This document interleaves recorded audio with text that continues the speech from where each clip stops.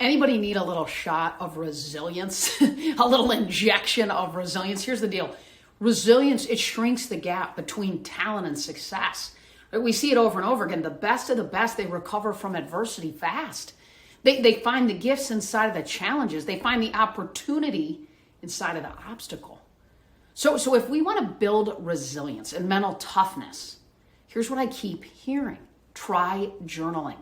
Now, this is interesting, right? It's a little bit different to connect resilience and journaling together. But I keep hearing it from some of the best. And, I've heard it from tons of people on my podcast that journaling can really have a profound impact and help us build our resilience muscle. I mean, hundreds of people on my podcast have shared how they journal, and it's cool. I mean, psychologist Shawn Achor, who wrote the book The Happiness Advantage, NFL Hall of Famer Tony Gonzalez, they journal. They all journal. Actor, award-winning actor Matthew McConaughey journals. I mean, I heard it. Candace Parker, Dabo Sweeney, over and over again, they all journal. And here's what's cool. They all do it a little bit differently, and that's what I wanted to share, is the ways they do it in hopes that maybe one of them is interesting to you and you might try it and it might help you build your resilience muscle, your mental toughness muscle at some level.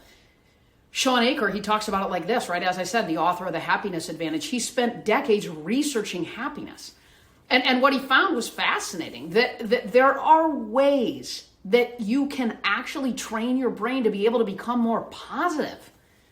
And the way that he talks about it is you get people to write down 3 new things that they're grateful for 21 days in a row. 3 new things, 21 days in a row that they're grateful for. 3 new things every single day. And at the end of that, their brain starts to retain a pattern of scanning the world now, not through negativity, but through positivity first. Super cool. Or here we go, Adam Grant. He was awesome, and he wrote about this in his book he wrote with Sheryl Sandberg too, option B. But he talks about contribution journaling. So Adam, he came on my podcast, and he sort of took this gratitude journal and he tweaked it. So instead of reflecting on what you've received, Adam asked people to write down 3 things that they had contributed to others, right? Focusing on what you do for somebody else reminds you at some level of your purpose and of your impact. And when we reflect on those contributions, it strengthens us. I love it.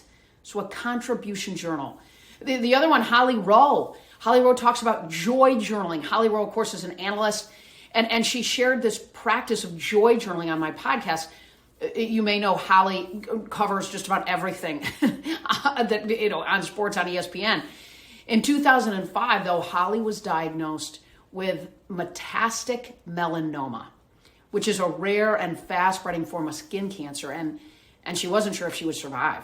So Holly talked to me about how when she was diagnosed, it shifted her perspective, and it really dialed her into the small moments of joy that happen all around us every day. And so as she was going through her cancer treatment, Holly said every day it was just a grind. It was a struggle. It's easy to go to a dark or depressed place when we're dealing with something of that magnitude, cancer. And so she shared this with me. And this is how she put it. She said, I just decided that I was going to focus on little, small, joyful moments every day instead of all the scary parts. It began one day when she watched a public school choir of little kids sing the national anthem at a basketball game. And she found herself just in tears at how awesome it was. So she wrote it down. And then it became a practice for her. Today, I feel joyful when, right? Fill in the blank. And that was her pattern. That was her routine. Each day she began documenting what she was, joyful for, joyful moments. And it allowed her to give those little moments of joy more focus and less focus on the fear. Robin Arzon, Peloton, badass, right? She told me recently on my podcast, she does what she calls a brain dump. So she likes to add a dose of sort of realistic thinking to her journaling. And what she does is she uses this tool to sort of unload her worries. So she does a brain dump of all the things that she's worried about. And then she crosses out the things, this is awesome, that you can't control. She crosses out all the things that she can't control. And then she focuses on the things that she can control.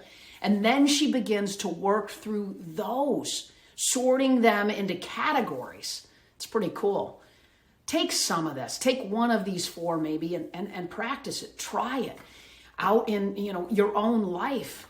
It appears to be working for some pretty high performing people. Check it out. I hope it helps.